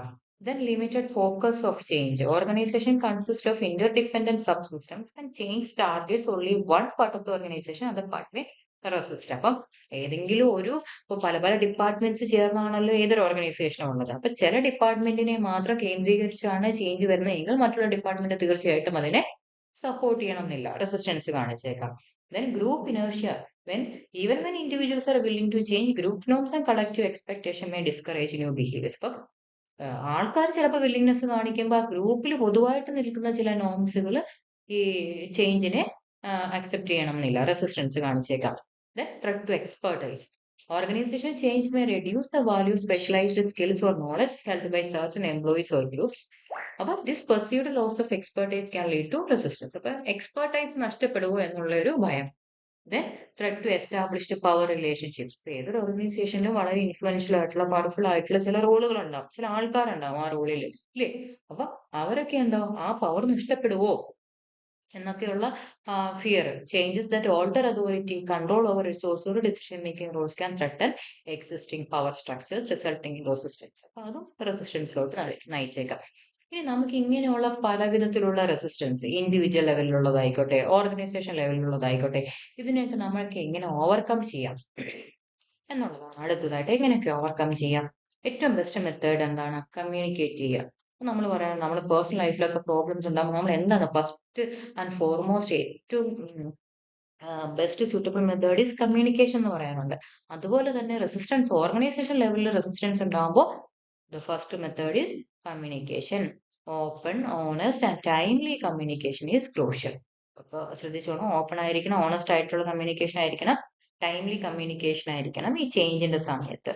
When organisation clearly explain the reason for change and address the concern, അപ്പൊ എന്താണ്, people are more likely to support the process. അപ്പം കറക്റ്റ് ആയിട്ടുള്ള സമയത്ത് കറക്റ്റ് ആയിട്ടുള്ള രീതിയിൽ ഓപ്പൺ ആയിട്ടുള്ള എന്താ പറയാ ഓണസ്റ്റ് ആയിട്ടുള്ള കമ്മ്യൂണിക്കേഷൻ നടത്തണം. എന്തിനാണ് ചേഞ്ച് ഇപ്പോൾ ആവശ്യമായിട്ടുള്ളത്, അത് അതിന്റെ എല്ലാ സ്റ്റേക്ക് ഹോൾഡേഴ്സിനെയും അതുമായിട്ട് ബന്ധപ്പെട്ട് നിൽക്കുന്ന എല്ലാ പാർട്ടികളെയും അത് പറഞ്ഞ് മനസ്സിലാക്കാൻ സാധിക്കണം. എംപ്ലോയീസ് ആയിക്കോട്ടെ, കസ്റ്റമേഴ്സ് ആയിക്കോട്ടെ, ഷെയർ ഹോൾഡേഴ്സ് ആയിക്കോട്ടെ, കമ്മ്യൂണിറ്റിയിലുള്ള മെമ്പേഴ്സ് ആയിക്കോട്ടെ, ഇവരെയെല്ലാം ഇത് ബോധ്യപ്പെടുത്തുക എന്നുള്ളതാണ് ഈ റെസിസ്റ്റൻസ് കുറയ്ക്കാനായിട്ടുള്ള ഒന്നാമത്തെ മാർഗം. രണ്ടാമത്തെ മാർഗം എന്താണ്? ഈ റെസിസ്റ്റൻസ് കാണിക്കുന്നവരെ കൂടി ഇതിലോട്ട് ഉൾപ്പെടുത്തുക എന്നുള്ളതാണ്, അല്ലേ? അവരെയും ഇതിന്റെ ഭാഗമാക്കുക. അവരുടെ ഭാഗമാണ്. അങ്ങനെ റെസിസ്റ്റൻസ് കാണിക്കുന്നവരെ വീണ്ടും നമ്മൾ എഫേർട്ട് എടുത്ത് പാർട്ടിസിപ്പേറ്റ് ചെയ്യിപ്പിക്കുക. People are less likely to resist change, they help create. Employees are involved in planning, decision making. അപ്പൊ കണ്ടോ, ഇവരെ ഒരു ചേഞ്ചിന്റെ ഭാഗമാക്കുക, പാർട്ടിസിപ്പേറ്റ് ചെയ്യുക, എന്തായാലും അവർ ചേഞ്ചിന്റെ ഭാഗമാകും. പാർട്ടിസിപ്പേഷൻ എന്നുള്ളൊരു മെത്തേഡ് അല്ലെങ്കിൽ ഒരു ടെക്നിക്ക് എങ്ങനെയാണ് വർക്ക് ചെയ്യുന്നത്? പ്ലാനിങ്ങിന്റെ ഭാഗമാക്കുക അവരെ, അവരെ ഡിസിഷൻ മേക്കിങ്ങിന്റെ കൂടെ ഉൾപ്പെടുത്തുക. ഇങ്ങനെയൊക്കെ അപ്പൊ അവരും കൂടെ ചേർന്ന് എടുക്കുന്ന ഒരു പ്ലാനോ അല്ലെ ചേർന്ന് ഡിസൈഡ് ചെയ്യുന്ന ഒരു കാര്യമോ അവർ ഇംപ്ലിമെന്റ് ചെയ്യാനായിട്ട് ആൾക്കാർ നാച്ചുറൽ റെസിസ്റ്റൻസ് കാണിക്കാനായിട്ട് കുറവായിരിക്കും. ഇതിന്റെ ഒന്നും ഭാഗമായിട്ട് മാറി നിൽക്കുന്നവരാണ് സാധാരണ റെസിസ്റ്റൻസ് കാണിക്കുക. അപ്പൊ നമ്മളും കൂടെ ചേർന്ന് ഉണ്ടാക്കിയ ഒരു വിഷനാണ് എങ്കിൽ തീർച്ചയായിട്ടും റെസിസ്റ്റൻസ് കുറയും, അല്ലെ? അപ്പൊ participation another method. Then building support and commitment. അപ്പൊ ആൾക്കാരിൽ കമ്മിറ്റ്മെന്റ് ക്രിയേറ്റ് ചെയ്യുക എന്നുള്ളത്. ദെൻ ഡെവലപ്പിംഗ് പോസിറ്റീവ് റിലേഷൻഷിപ്പുകൾ ഡെവലപ്പ് ചെയ്യുക. Implementing change fairly. അപ്പോൾ ചേഞ്ച് വളരെ നീതിയുക്തമായിട്ട് അതിനകത്ത് ഇംപ്ലിമെന്റ് ചെയ്യുക. Manipulation and cooptation. Manipulation involves covert attempts to influence others, such as selectively presenting information or spreading unfounded threats. അപ്പം മാനിപ്പുലേഷൻ എന്ന് പറയുന്ന ഒരു ടെക്നിക്ക് എന്ന് പറയുന്നത് ഇവരെ ഈ റെസിസ്റ്റൻസ് കാണിക്കുന്ന ഗ്രൂപ്പിനെ മാത്രം ടാർഗറ്റ് ചെയ്തുകൊണ്ട് അവർക്ക് ഇൻഫോർമേഷൻ പ്രൊവൈഡ് ചെയ്തുകൊണ്ട് അവരെയും കൂടി ഇതിന്റെ ഭാഗമാക്കുക എന്നുള്ളതാണ്. കോഓപ്റ്റേഷൻ കമ്പൈൻസ് മാനിപ്പുലേഷൻ വിത്ത് പാർട്ടിസിപ്പേഷൻ. മാനിപ്പുലേഷനും പാർട്ടിസിപ്പേഷനും കൂടി ചേർന്നിട്ടുള്ള ഒരു മെത്തേഡിനാണ് കോഓപ്റ്റേഷൻ എന്ന് പറയുന്നത്. കോഓപ്റ്റേഷൻ by giving key resistors symbolic roles to gain their endorsement. അപ്പം ഈ അധിക റെസിസ്റ്റൻസ് കാണിക്കുന്നവരെ എന്തെങ്കിലും ഒരു പർട്ടിക്കുലർ റോള് കൊടുക്കുവോ അങ്ങനെ എന്തെങ്കിലും ചെയ്തുകൊണ്ട് അവരെയും കൂടി ഇതിൽ പാർട്ടിസിപ്പേറ്റ് ചെയ്യിച്ച് റെസിസ്റ്റൻസ് കുറയ്ക്കുന്നതാണ് കോഓപ്റ്റേഷൻ എന്ന് പറയുന്നത്. പ്ലസ് മാനിപ്പുലേഷൻ അതിനകത്ത് നടക്കുന്നുണ്ട്. Then selecting people who accept change. അപ്പോൾ നമ്മൾ മുമ്പേ പറഞ്ഞു ഓർഗനൈസേഷനിൽ ചേഞ്ച് വരുത്തണമെങ്കിൽ ഒരു സ്ട്രോങ് ലീഡർഷിപ്പ് അതിനകത്ത് വേണം. അപ്പോൾ ഈ ചേഞ്ചിനെ സപ്പോർട്ട് ചെയ്യുന്ന ആൾക്കാരെ ഇത് ലീഡ് ചെയ്യാനായിട്ട് സെലക്ട് ചെയ്യുക എന്നുള്ളതാണ്. ദെൻ കൊയേഷൻ എന്ന് പറഞ്ഞാൽ എന്താണ്? Involves applying direct pressure or threats to force compliance. Pressurise ചെയ്ത് അവരെ കംപ്ലൈ ചെയ്യിക്കുക എന്നുള്ളൊരു മെത്തേഡാണ്. അവസാനം നമ്മൾ ഒന്നും പറ്റിയില്ലെങ്കിൽ ഈ മെത്തേഡ് ആയിരിക്കും അഡോപ്റ്റ് ചെയ്യുന്നത്. ഓക്കെ, അതിൻ്റെ ഒക്കെ വളരെ എന്താ പറയാ സിമ്പിൾ ആയിട്ടുള്ള എക്സ്പ്ലനേഷൻസ് ഡിസ്ക്രിപ്ഷൻസ് ടെക്സ്റ്റ് ബുക്കിൽ കൊടുത്തിട്ടുണ്ട്, ഒന്ന് വായിച്ചു നോക്കുക. ഇനി നമുക്ക് ഡിസ്കസ് ചെയ്യാനുള്ളത് ഏറ്റവും ലാസ്റ്റ് യൂണിറ്റ് ആണ്, ഓർഗനൈസേഷണൽ ഡെവലപ്മെന്റ്. എന്താണ് ഓർഗനൈസേഷൻ ഡെവലപ്മെന്റ് എന്ന് പറഞ്ഞു കഴിഞ്ഞാൽ? Organisation development is a planned and systematic effort to improve an organisation effectiveness. Organisation's effectiveness, ഒരു ഓർഗനൈസേഷന്റെ കാര്യക്ഷമമായിട്ടുള്ള പ്രവർത്തനത്തിലോട്ട് നയിക്കാൻ അല്ലെ പ്രവർത്തനത്തെ ഇംപ്രൂവ് ചെയ്യാനായിട്ട് എടുക്കുന്ന വളരെ സിസ്റ്റമാറ്റിക് ആയിട്ടുള്ള വളരെ പ്ലാൻ ചെയ്തെടുക്കുന്ന എഫേർട്ടിനെയാണ് ഓർഗനൈസേഷണൽ ഡെവലപ്മെന്റ് എന്ന് പറയുന്നത്. മനസ്സിലായോ? Organisational development is a planned and systematic effort. അത് ആദ്യം മനസ്സിലാക്കുക. എന്തിനു വേണ്ടിയിട്ടാണ് ഈ എഫേർട്ട് ഒക്കെ എടുക്കുന്നത്? To improve an organisation's effectiveness. മനസ്സിലായോ? വളരെ സിമ്പിൾ ആയിട്ടുള്ള കോൺസെപ്റ്റ് ആണ് കേട്ടോ. എന്താണ് ഇതിന്റെ focus? It focuses on developing people, strengthening relationships and improving organization process. Organisation effectiveness improve ചെയ്യാൻ വേണ്ടിയിട്ടാണ്. അതിൽ ഉൾപ്പെടുന്ന കാര്യങ്ങൾ എന്തൊക്കെയാണ്? ആൾക്കാരുടെ ഡെവലപ്മെന്റ്, അതിൽ വർക്ക് ചെയ്യുന്ന എംപ്ലോയീസിന്റെ ഡെവലപ്മെന്റ്, അവരുടെ ഇടയിലുള്ള ബന്ധങ്ങൾ ശക്തിപ്പെടുത്തുക, ഓർഗനൈസേഷന്റെ പ്രോസസ്സ് വളരെ എന്താ പറയുക കുറച്ചും കൂടി എഫിഷ്യൻ്റ് ആക്കുക, ഇമ്പ്രൂവ് ചെയ്യിക്കുക. ഇതൊക്കെയാണ് ഓർഗനൈസേഷൻ ഡെവലപ്മെന്റ് നടക്കുന്നത്. ഇത് എങ്ങനെയാണ് അല്ലെങ്കിൽ എവിടെ നിന്നാണ് എന്തിന്റെ ഹെൽപ്പോട് കൂടിയാണ് ഇത് നടക്കുന്നതെന്ന് ചോദിച്ചു കഴിഞ്ഞാൽ ത്രൂ ബിഹേവിയറൽ സയൻസ് നോളജ്. പെരുമാറ്റ രീതികളുടെ അല്ലെങ്കിൽ പെരുമാറ്റ രീതികളിൽ നിന്ന് അല്ലെങ്കിൽ ശാസ്ത്രീയമായി പെരുമാറ്റ രീതികളെ മനസ്സിലാക്കിക്കൊണ്ട് അതിൽ നിന്ന് കിട്ടുന്ന അറിവുകൾ വെച്ചിട്ട് കൂടുതലായിട്ടുള്ള ഡെവലപ്മെന്റ് ആൾക്കാരിൽ നടത്തുക, അവരിൽ കൂടുതലായിട്ട് റിലേഷൻഷിപ്പ് നല്ല രീതിക്ക് ബിൽഡ് ചെയ്യുക, അതുവഴി ഓർഗനൈസേഷന്റെ പ്രോസസ് ഇംപ്രൂവ് ചെയ്യുക. ഇതൊക്കെയാണ് ഓർഗനൈസേഷൻ ഡെവലപ്മെന്റ് കൺസെപ്റ്റിൽ ഉദ്ദേശിക്കുന്നത്. സ്ട്രക്ചറൽ ചേഞ്ചസോ ടെക്നോളജിക്കൽ ചേഞ്ചസ് പോലെയല്ല ഓർഗനൈസേഷൻ ഡെവലപ്മെന്റ്. എന്തിനാണ് കൂടുതൽ ഊന്നൽ കൊടുക്കുന്നത്? മനുഷ്യന്റെ ഹ്യൂമൻ ബീയിങ്സിന്റെ പെരുമാറ്റ രീതികൾക്കും അവരുടെ കൊളാബറേഷനും അവരുടെ ഇംപ്രൂവ്മെന്റിനും ഒക്കെയാണ് ഇമ്പോർട്ടൻസ് കൊടുക്കുന്നതെന്ന് മനസ്സിലാക്കുക. ഓർഗനൈസേഷൻ ഡെവലപ്മെന്റിനെ നമുക്ക് എങ്ങനെ ഡിഫൈൻ ചെയ്യാം? is the systematic application of behavioral science knowledge to improve organizational strategies, structures and processes. ഞാൻ മുമ്പേ പറഞ്ഞു ഇതിന്റെ അൾട്ടിമേറ്റ് എയിം എന്ന് പറയുന്നത് ഓർഗനൈസേഷൻ സ്ട്രാറ്റജിയും സ്ട്രക്ചറും പ്രോസസ്സും ഇംപ്രൂവ് ചെയ്യാണ്. എങ്ങനെയാണ്, എവിടെ നിന്നാണ് അങ്ങനെ ഒരു ഇംപ്രൂവ് ചെയ്യണം എന്നുള്ള ഒരു ഐഡിയ, ഒരു അറിവ് കിട്ടുന്നത്? ബിഹേവിയറൽ സയൻസിൽ നിന്നാണ്. പെരുമാറ്റ രീതികളുടെ ശാസ്ത്രീയമായിട്ടുള്ള പഠനത്തിൽ നിന്നാണ് നമുക്ക് അങ്ങനെ എങ്ങനെയാണ് ഇംപ്രൂവ് ചെയ്യേണ്ടത് എന്നുള്ള ഒരു അറിവ് കിട്ടുന്നത്. അപ്പം its primary purpose is to increase organisation effectiveness. അപ്പോൾ ഒന്നാമത്തെ പർപ്പസ് ഓർഗനൈസേഷന്റെ കാര്യക്ഷമത വർദ്ധിപ്പിക്കുക. എങ്ങനെയാണ്? Planned intervention that promote both organisation growth and employee development. വളരെ സിമ്പിൾ ആണ് ഓർഗനൈസേഷൻ ഡെവലപ്മെന്റ് എന്ന് പറയുന്നത്. Organisation development and organisation change വളരെ സിമ്പിൾ ആയിട്ടുള്ളതാണ്, പക്ഷെ രണ്ട് ഡിഫറെന്റ് ആണ്, മനസ്സിലാക്കിയിരിക്കാം. Organisation development is always a planned process than a spontaneous change. അപ്പൊ മനസ്സിലാക്കേണ്ട, ഡിഫറൻഷിയേറ്റ് ചെയ്ത് മനസ്സിലാക്കേണ്ട കാര്യം, ഓർഗനൈസേഷൻ ഡെവലപ്മെന്റ് അങ്ങനെ പെട്ടെന്ന് സ്പോണ്ടേനിയസ് ആയിട്ട് നടക്കുന്ന ഒരു ചേഞ്ചിനെ അല്ല ഓർഗനൈസേഷൻ ഡെവലപ്മെന്റ് എന്ന് പറയുന്നത്. വളരെ പ്ലാൻഡ് ആയിട്ട് നടക്കുന്ന ഒരു പ്രവർത്തന രീതിയാണ്, ഒരു പ്രോസസ്സാണ്. Its objective is to improve organisation effectiveness. എന്താണ് വീണ്ടും വീണ്ടും പറയുന്നത്? എന്താണ് അതിന്റെ ലക്ഷ്യം എന്ന് പറയുന്നത്? ഓർഗനൈസേഷന്റെ കാര്യക്ഷമത വർദ്ധിപ്പിക്കുക. Every intervention is based on principles from behavioral sciences. Okay, സൈക്കോളജിയോ സോഷ്യോളജിയോ ഓർഗനൈസേഷനോ ബിഹേവിയറോ പോലെ എസ്റ്റാബ്ലിഷ്ഡ് ആയിട്ടുള്ള സയന്റിഫിക് രീതിയിൽ കൂടെ ഈ പറയുന്ന ഇംപ്രൂവ്മെന്റ്സ് കൊണ്ടുവരിക എന്നുള്ളതാണ് ഓർഗനൈസേഷൻ ഡെവലപ്മെന്റ് എന്നതുകൊണ്ട് ഉദ്ദേശിക്കുന്നത്. Organization development follows a continuous cycle that begin with identifying organizational problems and move toward planning improvement. Organization development ഒരു കണ്ടിന്യൂസ് പ്രോസസ് ആണ്, ഇത് സൈക്ലിക്കൽ ആയിട്ടുള്ള പ്രോസസ് ആണ്. എന്ന് പറഞ്ഞാൽ എന്താണ്? അത് എപ്പോഴാണോ സ്റ്റാർട്ട് ചെയ്യുന്നത്? എന്തെങ്കിലും ഓർഗനൈസേഷൻ പ്രോബ്ലംസ് ഐഡന്റിഫൈ ചെയ്യുമ്പോൾ തുടങ്ങി അതൊരു പ്ലാൻഡ് ഇംപ്രൂവ്മെന്റിലോട്ട് നയിക്കുന്ന ഒരു സൈക്ലിക്കൽ പ്രോസസ് ആണ്. The process include diagnosis, data collection, feedback, action planning, implementation of intervention and continuous evaluation. കണ്ടോ, ആദ്യം ഒരു പ്രോബ്ലം ഉണ്ട് എന്ന് മനസ്സിലാക്കി, അതിന് എന്താണ് ആ പ്രോബ്ലത്തെ ഡയഗ്നൈസ് ചെയ്തു, ദെൻ അതിന് വേണ്ടിയിട്ടുള്ള എന്തുകൊണ്ടാണെന്നുള്ള ഡേറ്റ കളക്ട് ചെയ്തു, ഫീഡ്ബാക്ക് കളക്ട് ചെയ്തു, ആക്ഷൻ പ്ലാൻ ചെയ്തു, ഇംപ്ലിമെന്റ് ചെയ്തു. അതിനുശേഷം ആ ഇംപ്ലിമെന്റ് ചെയ്ത കാര്യം എത്രമാത്രം ഫലപ്രദമാണ് എന്ന് ഇവാലുവേറ്റ് ചെയ്യുന്നു. ഒരു തുടർച്ചയായിട്ടുള്ള ഒരു പ്രോസസ്സാണ്.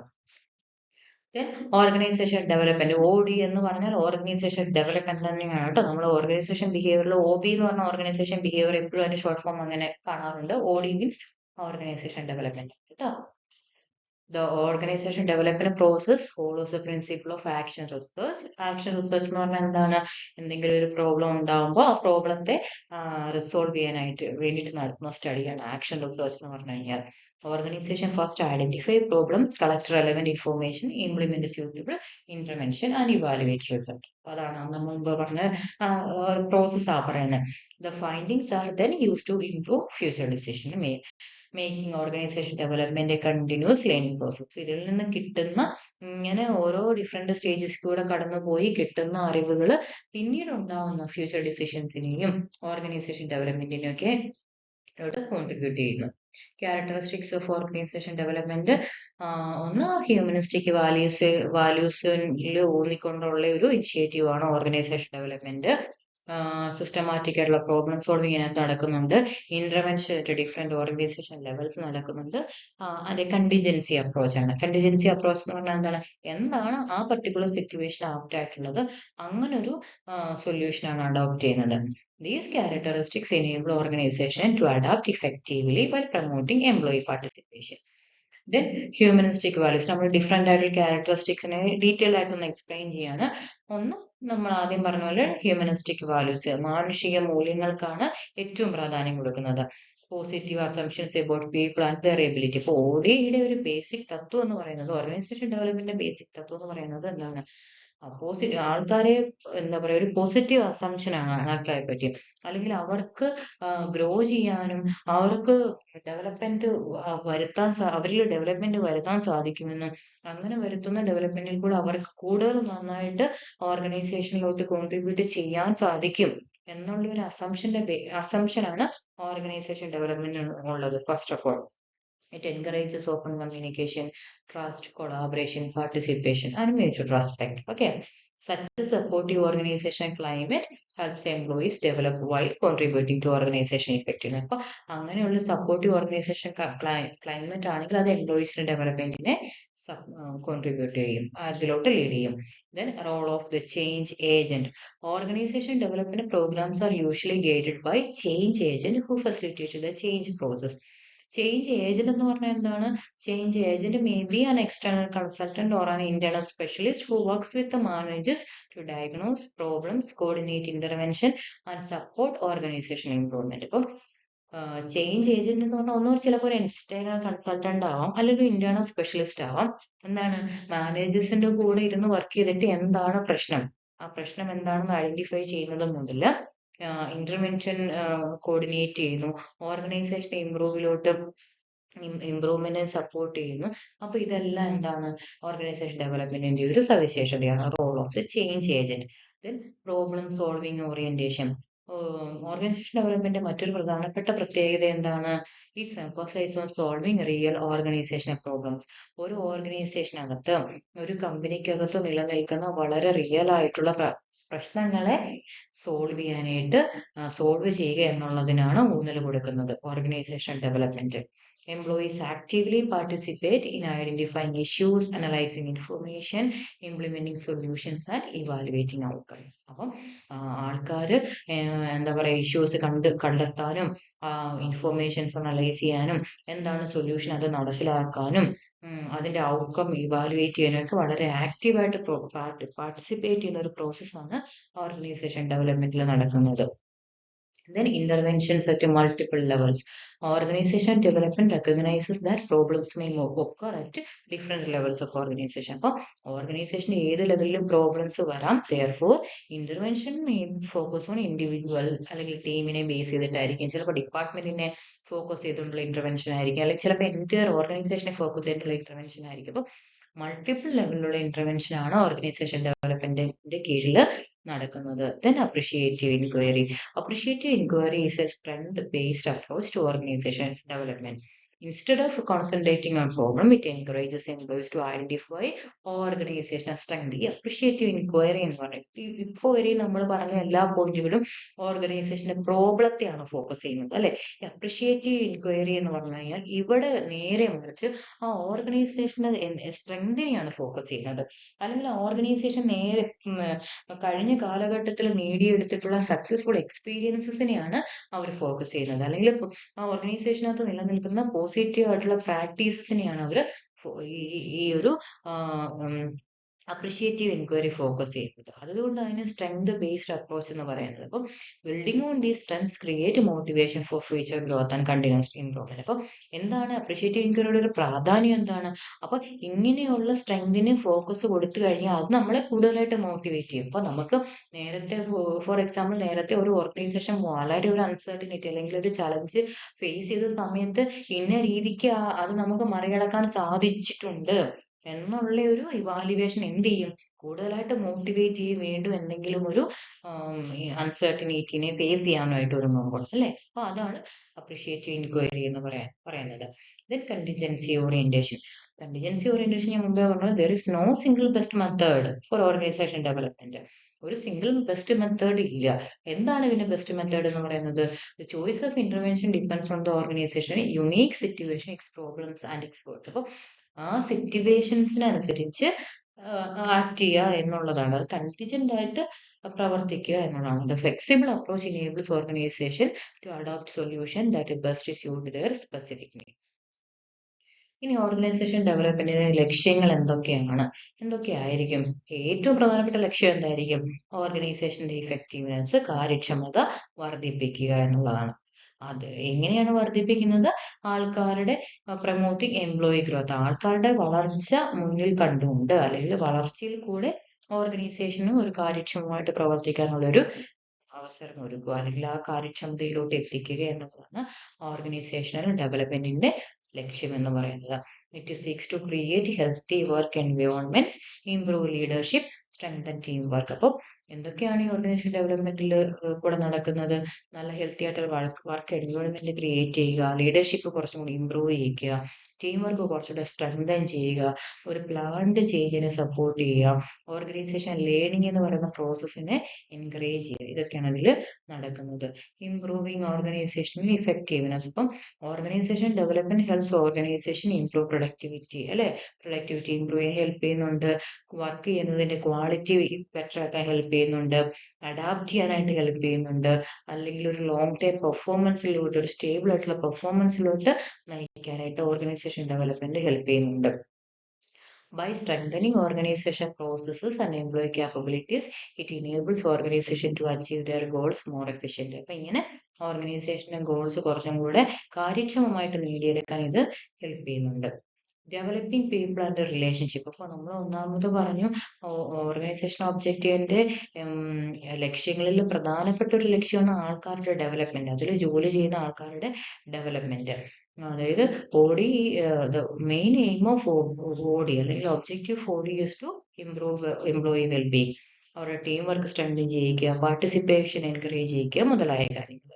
Then continuous learning and adaptation, നമ്മൾ മുമ്പ് പറഞ്ഞ പോലെ ലേണിംഗിന് അവസരം ഒരുക്കുക.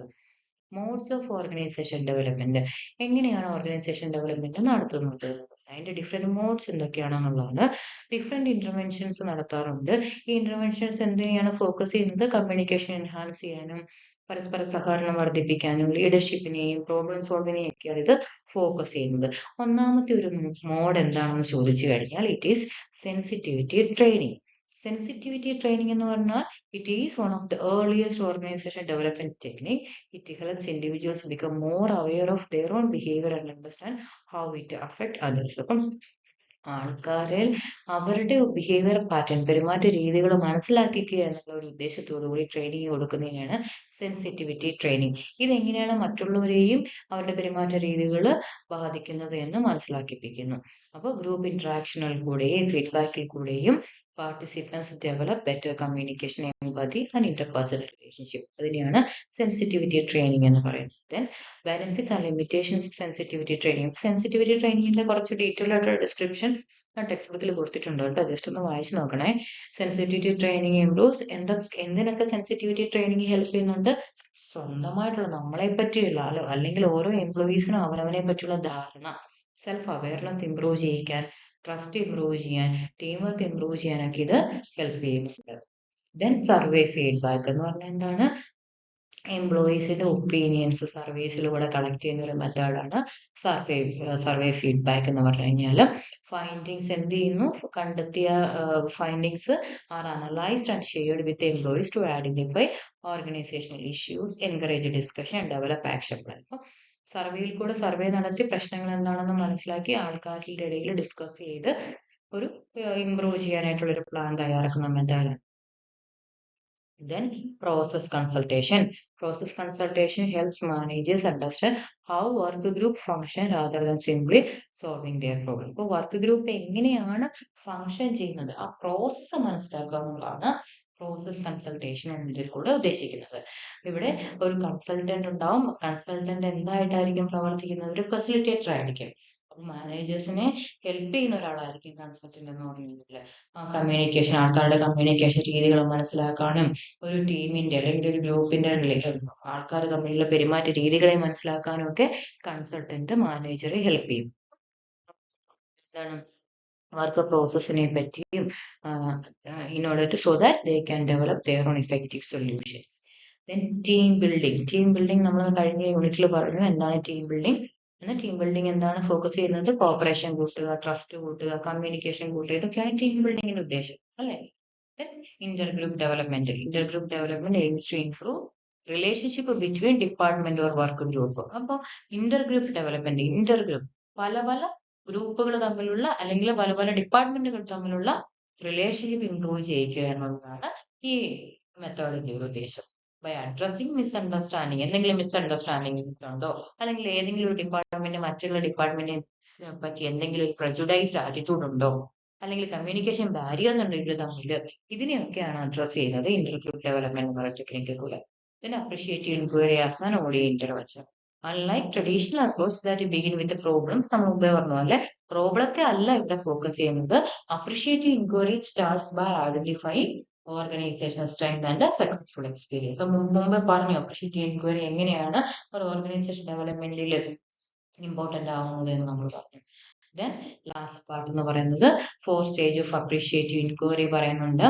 ഫസ്റ്റ് സ്റ്റേജ് എന്ന് പറയുന്നത് ഡിസ്കവർ സ്ട്രെങ്ത് കണ്ടെത്തുക, then dream about future possibilities, then design strategies for achieving that vision. ആ വിഷൻ നേടിയെടുക്കാനുള്ള സ്ട്രാറ്റജീസ് ഡിസൈൻ ചെയ്യുക. And finally work toward their destiny by implementing the plan improve. അപ്പൊ ഇത്രയും നമുക്ക് ഓർഗനൈസേഷൻ ഡെവലപ്മെന്റ് എന്നുള്ള യൂണിറ്റിൽ പഠിക്കാനുള്ളത്. Thank U.